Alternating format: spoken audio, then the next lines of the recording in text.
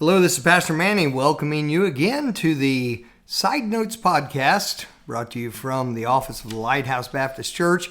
Thank you for joining us. I hope you've had a good work week.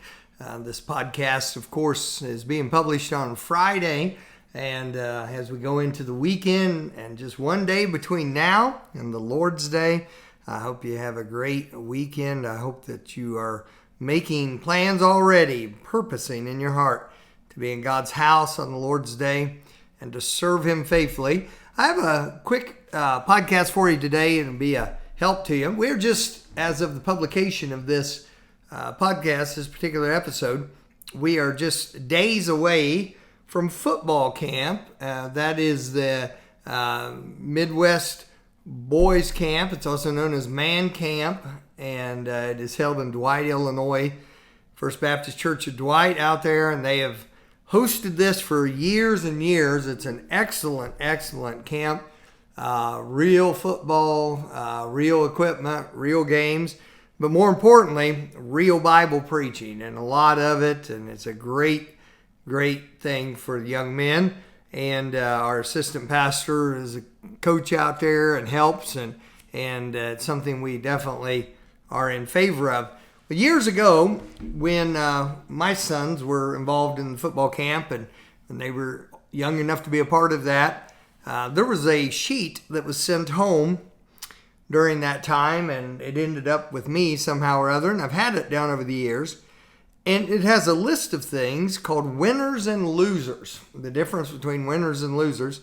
I've chosen 10 of the things that were here, and I want to share those with you because I believe these 10 things give some good clarification between the spirit, the mindset, the actions of someone who's a winner in life and someone who's a loser. And by that, not meaning just someone who can do something better in competition than somebody else, but someone who's truly a winner, has integrity, honesty, does things in an excellent way, approves those things which are excellent, purposes in their heart. Along those lines. That's what I mean by a winner. Let me give you these 10 that I've chosen out of the list that was given. I modified one of them, but let me give you these 10 quick, helpful thoughts on the difference between winners and losers. Number one, a winner says, let's find out. A loser says, nobody knows. When a winner makes a mistake, he says, it was my fault. When a loser makes a mistake, he says, it isn't my fault. The next one, a winner makes a commitment. A loser makes promises. A lot of people make promises. Promises are easy to make. But a commitment, that's different. That's Daniel purposing in his heart that he would not defile himself with the king's meat, and he was not going to back off on that. A winner makes a commitment. A loser makes promises. I like this one. A winner says, I'm good, but not as good as I ought to be. A loser says, I'm not as bad as a lot of other people. Next one, a winner listens. A loser just waits until it's his turn to talk. Boy, you can tell that when somebody's there, can't you, by their posture and actions. A winner listens. A loser just waits until it's his turn to talk. Not really listening to it. I like this one. A winner respects those who are superior to him and tries to learn something from them. A loser resents those who are superior to him and tries to find chinks in their armor. That's the way they wrote it. He criticizes them and tries to run them down. A winner respects those who are superior and tries to learn from them. A loser resents them and tries to find a problem with them, a chink in their armor, if you will. How about this one? A winner explains. A loser complains. I like this one. A winner feels responsible for more than his job. A loser says, I only work here. Heard that before. A winner says, there ought to be a better way to do it. A loser says, that's the way it's always been done. I added this one in. A winner is strong enough to be gentle. A loser is never gentle. He is either weak or petty and dominating. A winner, strong enough to be gentle. A loser, never gentle. He's either weak or petty and dominating. Then the last one I had marked, I think I actually came up with 11 because I modified one. A winner paces himself. A loser only has 2 speeds, hysterical and lethargic. I love that one because it points to a truth that shows up in the book of Proverbs. In the book of Proverbs, there are 2 things that are listed in contrast to diligence.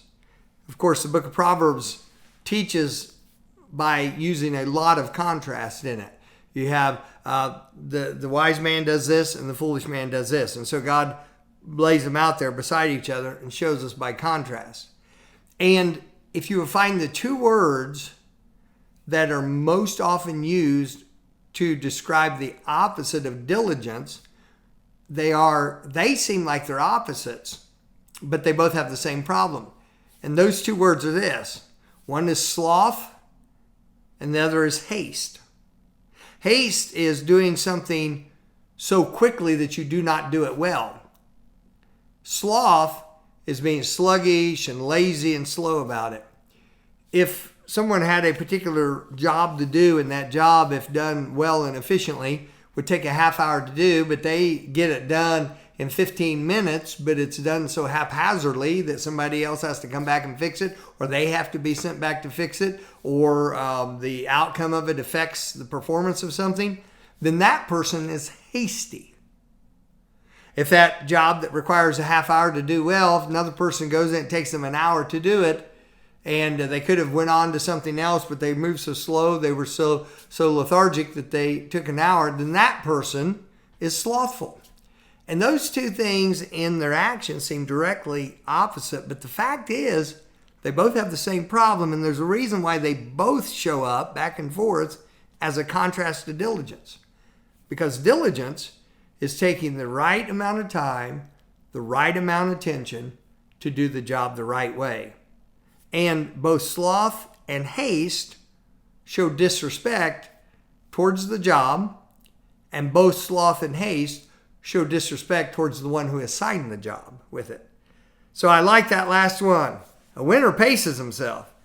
A loser has only 2 speeds, hysterical and lethargic. God deliver us from that. These are some good thoughts from a good program held out there in Dwight, Illinois. God bless you. Have a great weekend. May your thoughts be guided into the good things of God.